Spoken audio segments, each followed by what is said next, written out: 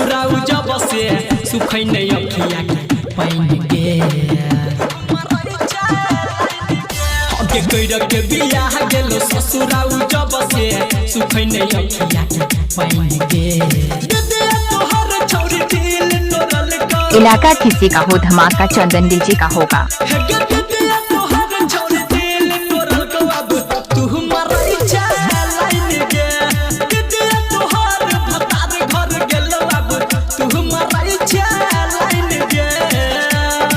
चंदन DJ का नाम तो सुना ही होगा।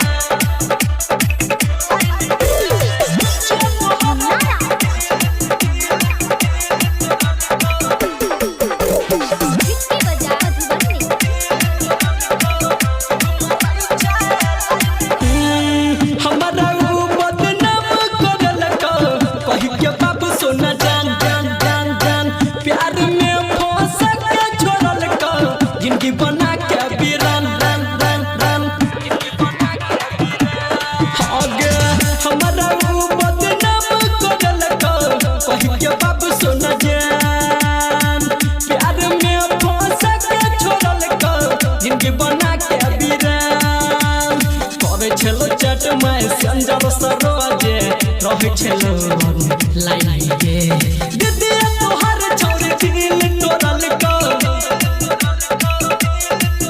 हगे दीदी तोहर छौरी दिल तोरल का अब तू हमर इच्छा लाइन गे दीदी तोहर भतार घर गेलो अब तू हमर इच्छा लाइन गे। चंदन डीजे का मोबाइल नंबर संपर्क करें 62 29 96 512।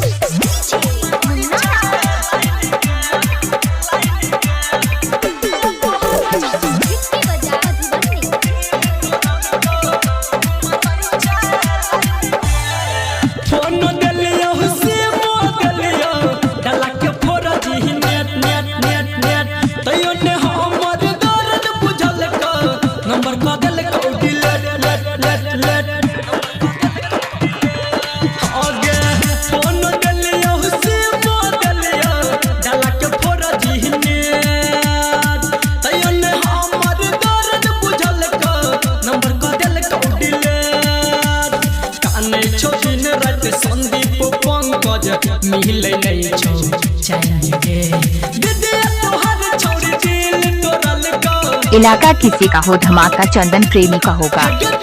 तोहर छौरी दिल तोरल का अब तू हमर इच्छा लाइन गे दीदी तोहर भतार घर गेलो अब तू हमर इच्छा लाइन गे। चंदन डीजे का नाम तो सुना ही